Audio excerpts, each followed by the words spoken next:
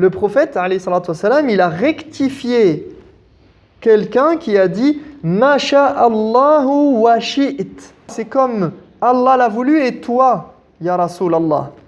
Et le prophète sallallahu alayhi wa sallam, il s'est énervé, il a dit « Aja'altani lillahi nidda ». Il lui a dit « Est-ce que tu m'as mis au même niveau que Dieu ?»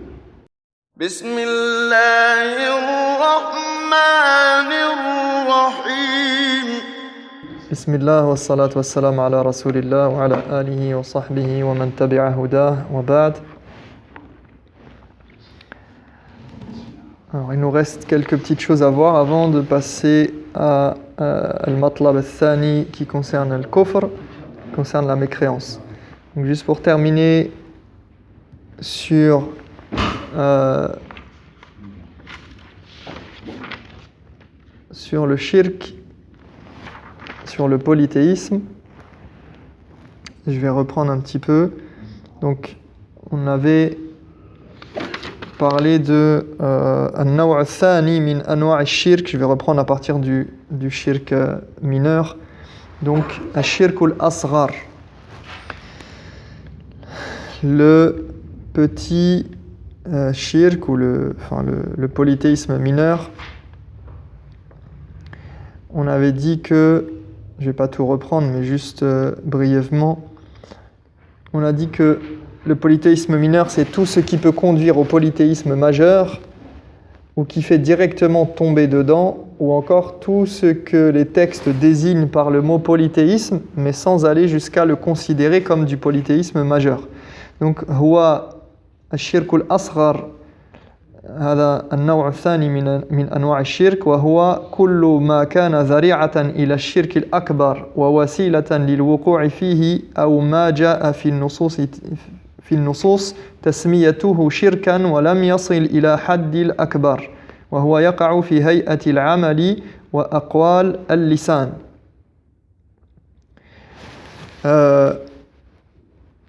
Donc le polythéisme mineur, c'est ce qui est une voie qui amène au polythéisme majeur, donc un tout élément qui amène au polythéisme majeur, ou bien, deuxième chose, ce qui est appelé par les textes shirk, donc le prophète sallallahu alayhi wa sallam a dit ça c'est du shirk, ou bien Allah il l'appelle ça shirk, donc dans la sharia on appelle ça shirk, mais on sait par qarina, par un élément comparatif, que ce n'est pas du shirk akbar qui est voulu dans ce texte-là. وَهُوَ يَقَعُ فِي هَيْئَةِ الْعَمَلِ. C'est le shirk mineur, le polythéisme mineur. En pratique, c'est quelque chose qui est dans la forme de l'acte ou bien quelque chose qui est une parole qui a été dite. وحكمه تحت المشيئة كحكم مرتكب الكبيرة أو مرتكب الكبيرة. Donc on avait dit que le jugement qui était, comment jugeait-on le polythéisme mineur? Eh bien de la même façon que le grand péché, c'est-à-dire sous la volonté d'Allah, c'est ce qu'on appelle sous la volonté d'Allah dans le jargon religieux, c'est taht al-mashi'a, c'est-à-dire que la personne qui meurt en ayant commis du polythéisme mineur, elle est considérée par certains ulama comme étant sous le coup de la volonté divine. Est-ce que Allah va le châtier pour cela ou bien va le pardonner? On ne le sait pas, si tant est qu'elle ne s'est pas repentie. يعني إن لم يتوب مرتكب الكبيرة ومن فعل شركا أصغر فهو تحت المشيئة بقي تحت المشيئة إن شاء الله عذبه وإن شاء الله غفر له. هذا معنى تحت المشيئة مثل الكبيرة يعني الكبائر من ارتكب الكبائر ولم يتوب نعم ولم يتوب. Donc celui qui fait un grand péché et qui ne s'est pas repenti avant de mourir, eh bien on dit qu'il est sous le coup de la volonté divine, il est taht al-mashi'a. C'est Allah qui décidera de son sort par rapport à cet acte-là. Voilà comment nous, on le considère. Donc voilà par rapport au fait de la définition du polythéisme. Après, on avait dit que وَمِنْ أَمْثِلَتِهِ مَا يَلِي. Alors les exemples d'ailleurs vont faire écho à la définition. Donc on nous a dit l'apparence de l'acte et certaines paroles.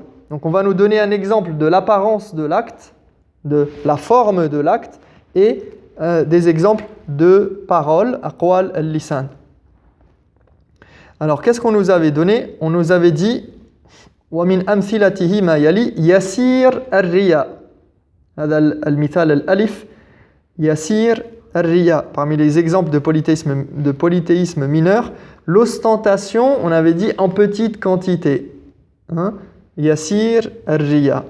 Et j'avais parlé de ça, j'en avais déjà évoqué un des éléments par rapport à ça, c'est que en fait, je ne sais plus si je l'ai expliqué dans le dernier cours, mais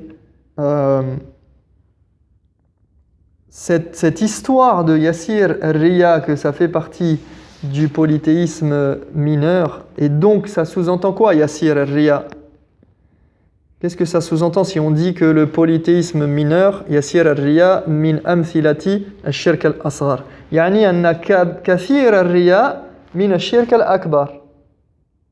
وقد قررنا في الدرس أن الرياء لا يكون شركا أكبر إلا إذا كان الرياء في أصل الدين وأصل الشهادة. Donc le fait de dire que le polythéisme mineur, l'ostentation en petite quantité, c'est-à-dire un petit peu d'ostentation dans l'acte, un petit peu d'ostentation, c'est du shirk mineur, ça sous-entend que beaucoup d'ostentation, donc une grande quantité d'ostentation dans un acte, ça deviendrait du shirk majeur, du polythéisme majeur. Or, on avait admis dans les cours et on avait vu que c'est une erreur de considérer que l'ostentation comme étant quelque chose qui amène au shirk akbar, au polythéisme majeur. Allahumma illa an yakuna hada fi asl ad-din. On a dit excepté si l'ostentation elle se fait à partir de quoi? À partir ou par rapport à quoi? Par rapport à la base de la religion. C'est-à-dire asl ad-din. Yani huwa yaqul ashhadu an la ilaha illa Allah wa ashhadu anna Muhammadan rasulullah ana muslim riya'an mahdan. La yaqulu dhalika illa riya'an. Celui qui dit je suis musulman juste pour montrer aux gens qu'il est musulman, juste parce qu'en fait il veut bien se faire voir et il cherche l'approbation, il a peur qu'on le blâme ou il veut obtenir quelque chose de ce bas monde, mais au fond de lui il n'est pas convaincu du tout de l'islam, c'est un hypocrite et ça fait partie du shirk akbar. Là on est d'accord. Naam. يدخل في النفاق نعم أكيد. Donc, on a dit que Ar-Riya, ce n'est pas du shirk akbar, mais même quand bien même il serait en grande quantité. Cette notion-là, c'est une erreur qui s'est glissée à travers le discours de certains ulama, et notamment parce que pour comprendre le problème ici, il faut revenir à l'histoire de cette question et comment est-ce que cette considération est apparue. En fait, Ibn al-Qayyim, يقول ابن القيم في كتابه عنده كتاب اسمه إغاثة اللهفان في الوقاية من مصائد الشيطان. Donc il a un livre qui s'appelle L'aide aux démunis face aux ruses sataniques. يقول في الجزء الأول منه وهو يتكلم عن قوله تعالى إنما المشركون نجس. Il dit Donc, alors qu'il parle du verset « Les polythéistes sont une impureté »,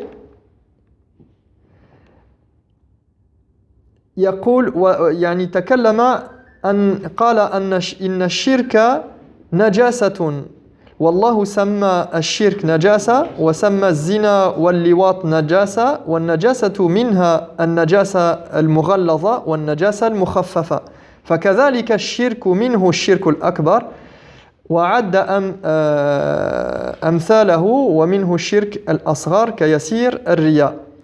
Donc, il explique que le polythéisme est une impureté, de même que la fornication. Et il a différencié entre l'impureté majeure et l'impureté mineure, comme chez les fuqaha. Et donc, il a fait un parallèle en parlant du polythéisme majeur et le mineur, et a parlé de ce qu'il a appelé un petit peu d'ostentation.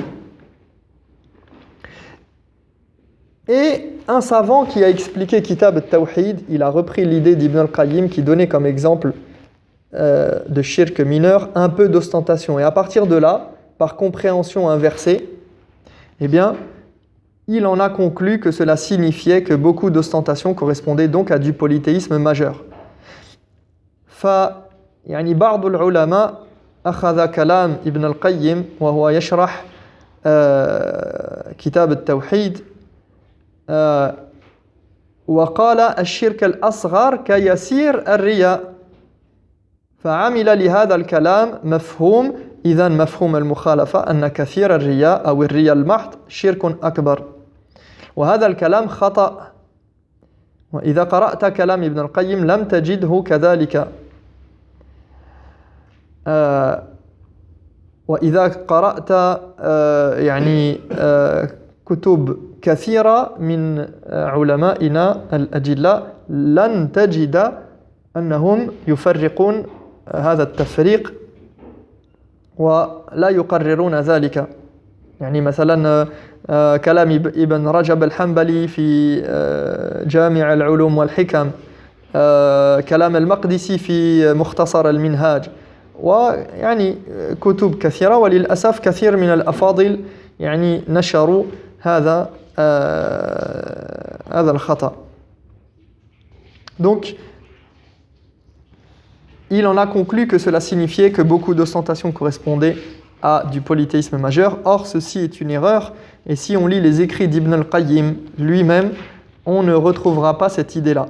Et ce n'est pas ce que disent non plus ni Sulaiman ibn Abdillah ibn Muhammad ibn Abdel Wahhab dans son Taysir al-Aziz al-Hamid, l'explication du Kitab Tawhid, ni Ibn Rajab al-Hanbali, ni al-Maqdisi, etc. Parmi les gens qui ont parlé de ce sujet-là. Donc, يسير الرياء والدليل يقولون ما رواه الإمام أحمد وغيره عن النبي صلى الله عليه وسلم إن أخوف ما أخاف عليكم الشرك الأصغر قالوا وما الشرك الأصغر يا رسول الله قال الرياء وهذا نص في المسألة الشرك الأصغر وهو الرياء لم يقول يسير الرياء.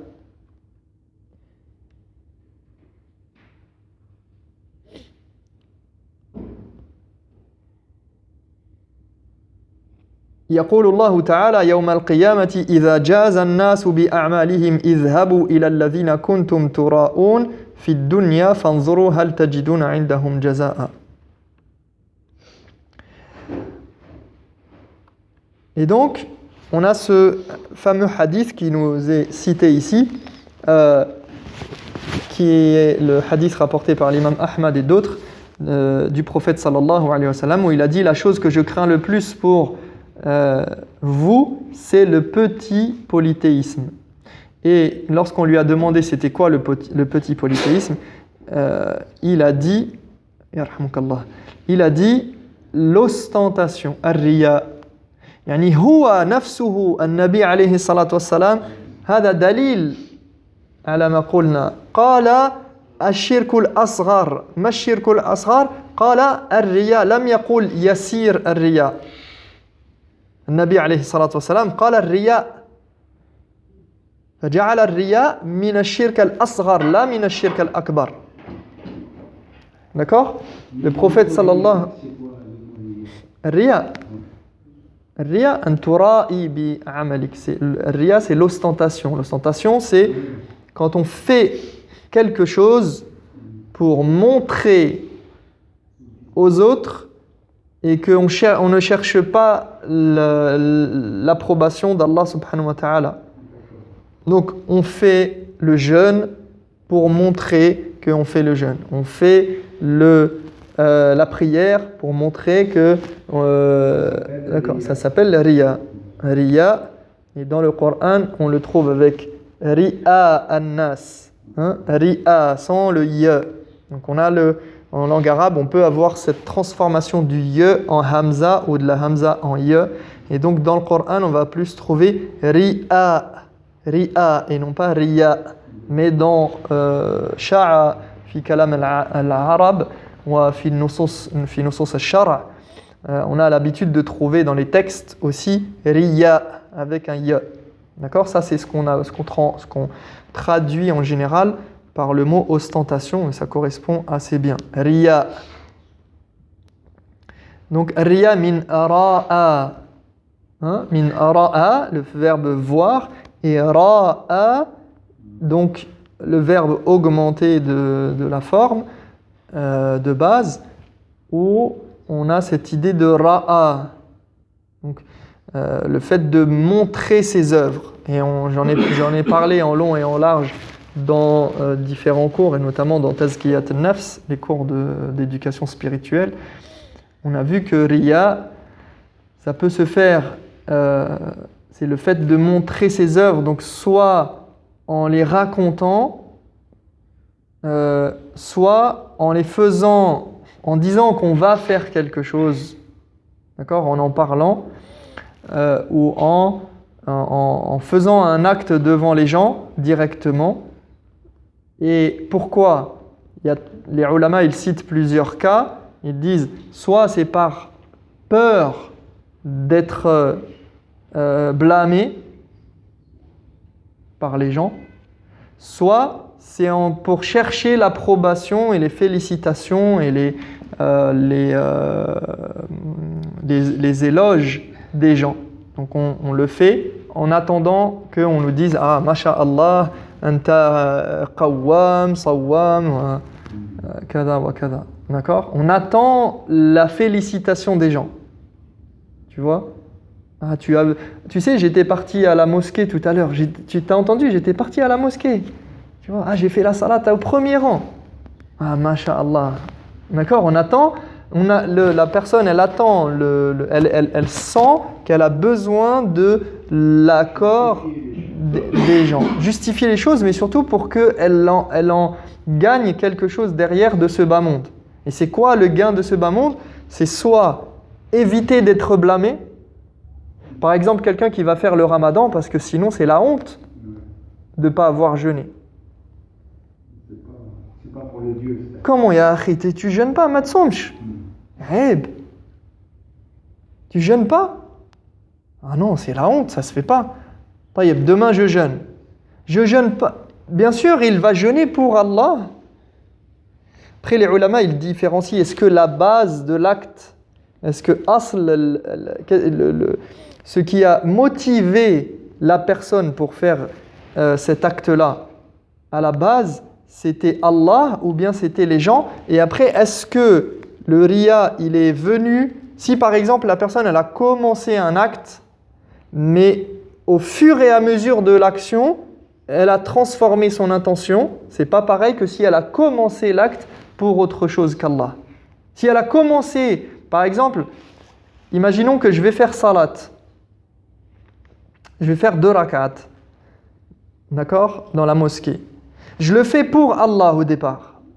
Mais pendant ma prière, tout d'un coup, je vais changer ma manière d'être. Par exemple, il y a quelqu'un qui rentre, je vais faire « Ah là là, il faut que je montre que je fais bien la prière. » Donc,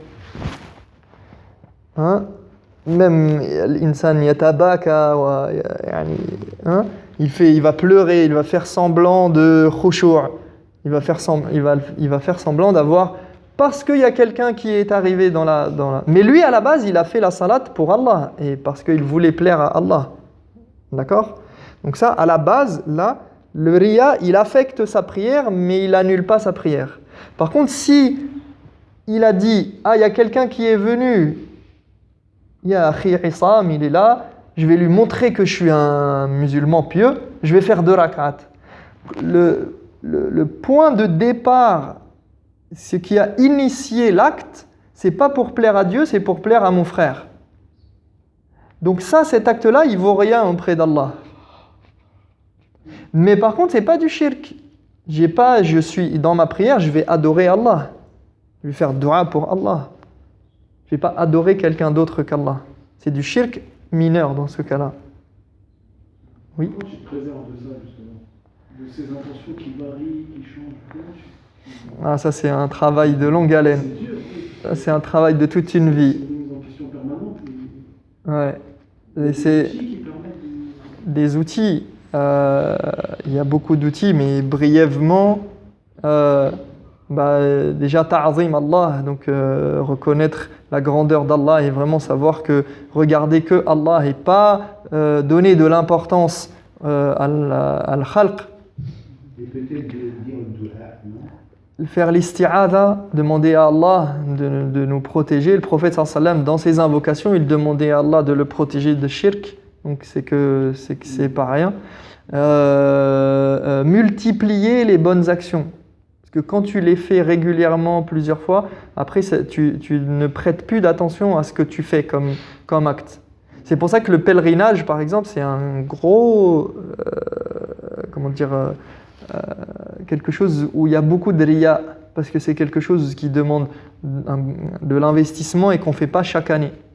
Je pense que quelqu'un qui fait tous les ans le pèlerinage, par exemple, qui envoie les gens au pèlerinage, il va pas ressentir, wallahu a'lam, il peut toujours, mais en général, quelqu'un qui fait la prière tout le temps à la mosquée, il va pas forcément avoir beaucoup de riya sur le fait de faire il peut avoir du riya dans certaines choses, mais quand on va trouver de l'ostentation chez quelqu'un qui fait des actes qu'il n'a pas l'habitude de faire. Quelqu'un qui fait beaucoup de sadaqat, pour lui, une sadaqa, c'est normal, ou du jeûne est surérogatoire. Mais quelqu'un qui a jeûné une fois ou qui a prié une fois dans l'année, il va avoir envie de parler à tout le monde. Ah, j'ai prié hier, j'ai jeûné, j'ai fait des sadaqat. Tu vois? Donc, s'entraîner à le faire régulièrement, par exemple. Il y a beaucoup de choses, Inch'Allah, qui peuvent aider dans ce sens. Mais c'est un travail de longue haleine. Donc, je reviens à ce hadith. Donc il dit, donc le prophète sallallahu alayhi wa sallam a lui-même dit que c'est du shirk asghar, ar-riya d'une manière générale. Et il dit dans le hadith, يقول الله تعالى يوم القيامة, il nous dit que Allah dira au jour du jugement, lorsqu'il devra rétribuer les gens pour leurs œuvres, il dira, allez chercher vos récompenses auprès de ceux dont vous cherchiez l'approbation sur terre. Regardez si vous trouvez votre récompense auprès d'eux. Puisque sur terre, wal jaza'u min jinsil amal, puisque vous sur terre vous cherchiez l'approbation de ces gens-là, maintenant au jour du jugement, allez chercher votre récompense auprès de ces gens-là pour voir s'ils sont capables de vous donner la récompense qui est méritée normalement pour ceux qui ont cherché la récompense auprès d'Allah. Donc Allah, il est juste. Il dit, puisque vous avez cherché la récompense auprès des gens, aujourd'hui c'est le moment d'aller demander votre récompense.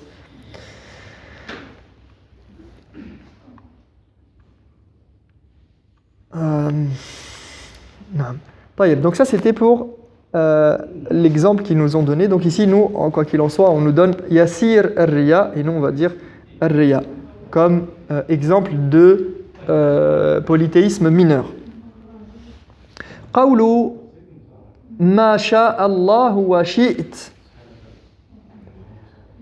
روى أبو داود في سننه عن النبي صلى الله عليه وسلم لا تقولوا ما شاء الله وشاء فلان ولكن قولوا ما شاء الله ثم شاء فلان. Deuxièmement, le fait de dire c'est selon la volonté de Dieu et la tienne. Le prophète sallallahu alayhi wa sallam a dit « Ne dites pas c'est selon la volonté de Dieu et d'un tel, dites plutôt c'est selon la volonté de Dieu puis d'un tel. » Donc ici, c'est le fait, donc on l'a dit, c'est hay'at al-amal, soit le petit shirk, il s'illustre et il apparaît dans quoi? Le shirk mineur, dans la manière ou l'apparence de l'acte, soit dans les paroles. Et les paroles, même si la personne, vous allez me dire, mais elle ne veut pas associer à Dieu quelque chose, elle ne veut pas faire du polythéisme ici, mais le simple fait de dire c'était selon la volonté de Dieu et de quelqu'un, juste en employant la conjonction de coordination et, en arabe wa, le prophète, alayhi salatu wassalam, il a rectifié quelqu'un qui a dit « Masha Allahu wa shi'it ». Il lui a dit « c'est comme Allah l'a voulu et toi, ya Rasulallah ».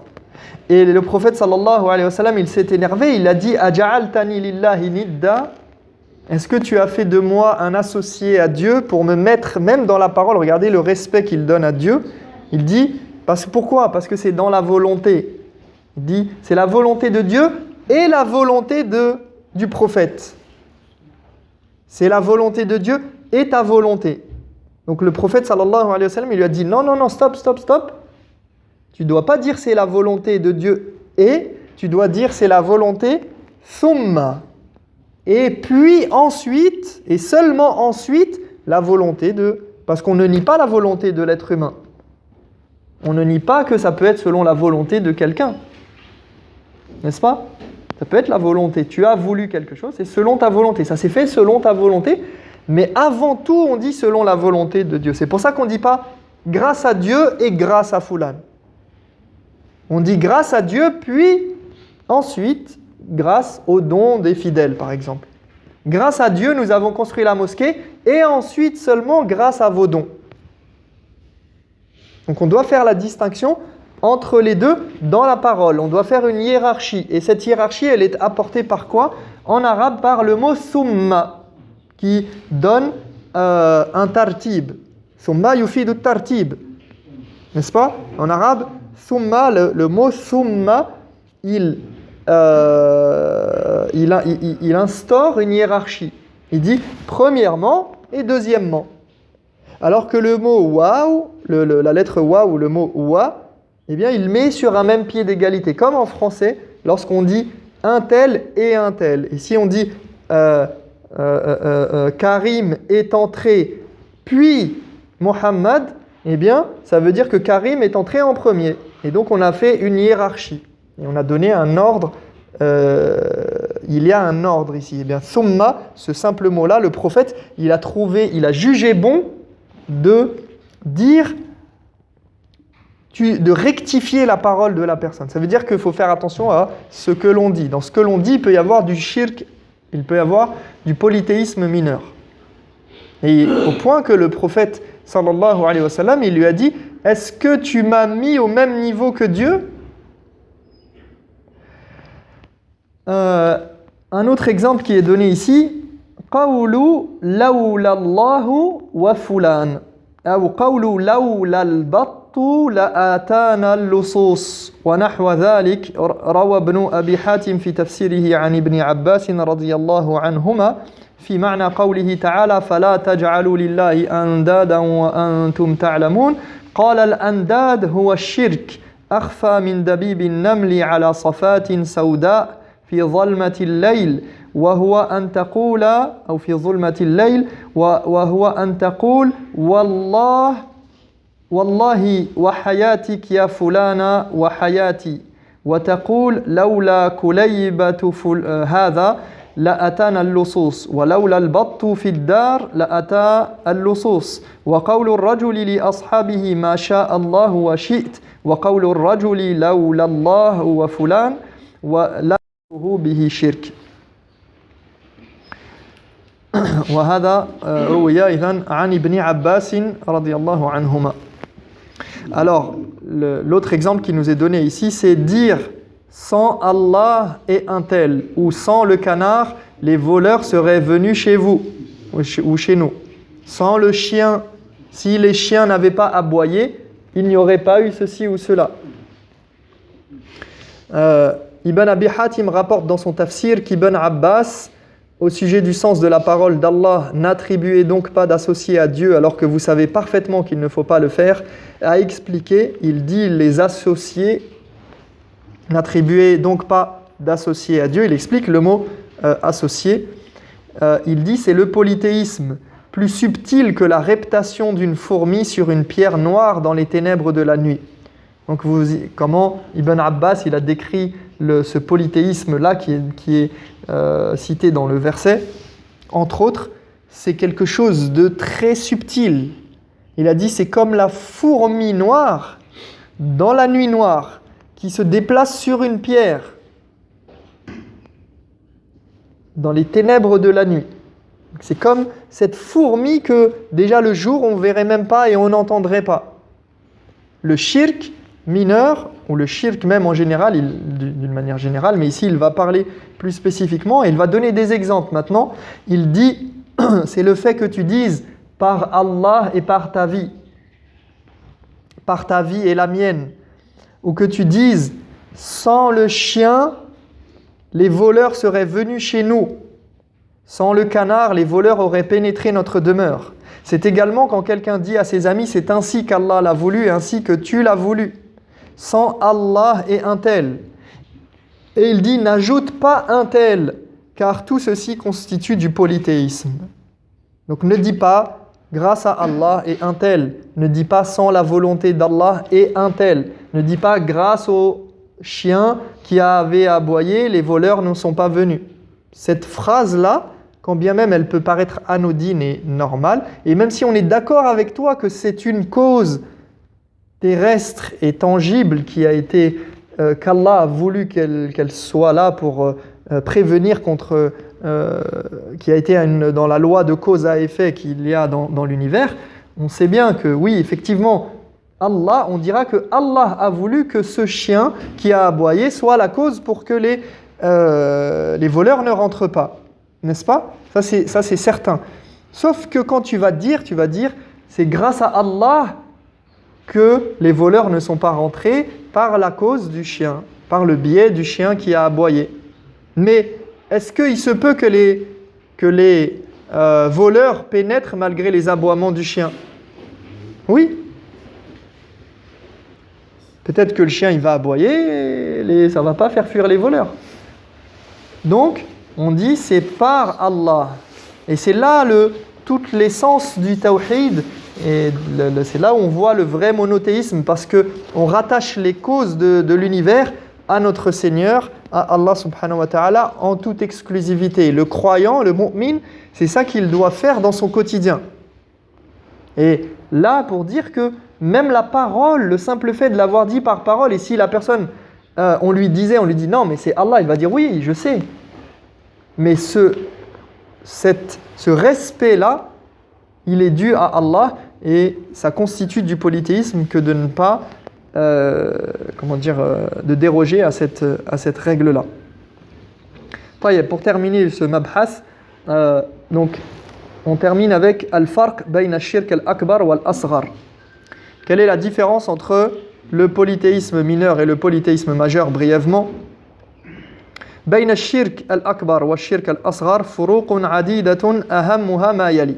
Donc il y a plusieurs différences, on l'a vu à travers les différentes définitions, mais ici on va nous donner l'essentiel.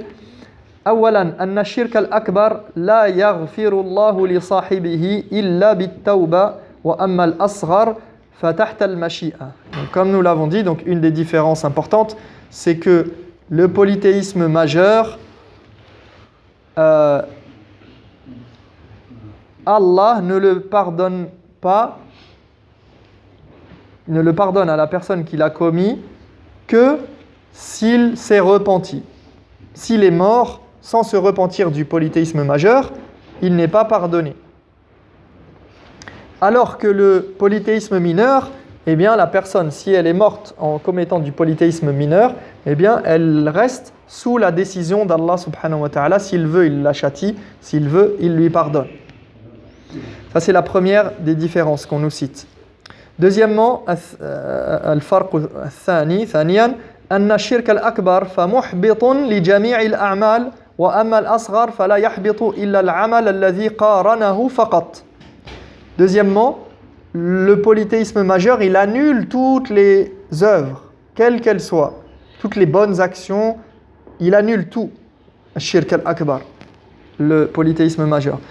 Tandis que le polythéisme mineur, il n'annule que l'acte dans lequel il a été commis ou qu'il accompagne ou dans lequel il a été associé.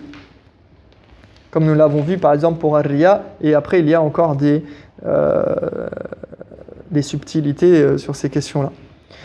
Troisièmement, ثالثا أن الشرك الأكبر فمخرج لصاحبه من ملة الإسلام وأما الشرك الأصغر فلا يخرجه منها. Troisièmement, donc, le polythéisme majeur, il fait sortir la personne de l'islam, alors que le polythéisme mineur, il ne fait pas sortir la personne de l'islam, bien évidemment. Quatrièmement, رابعا وأخيرا أن الشرك الأكبر فصاحبه خالد في النار ومحرمة عليه الجنة وأما الشرك الأصغر فكغيره من الذنوب. Quatrièmement, on nous dit que le polythéisme majeur, eh bien, la personne qui est morte en faisant du polythéisme majeur, eh bien, elle fait partie des gens de l'enfer éternellement et lui est interdit le paradis.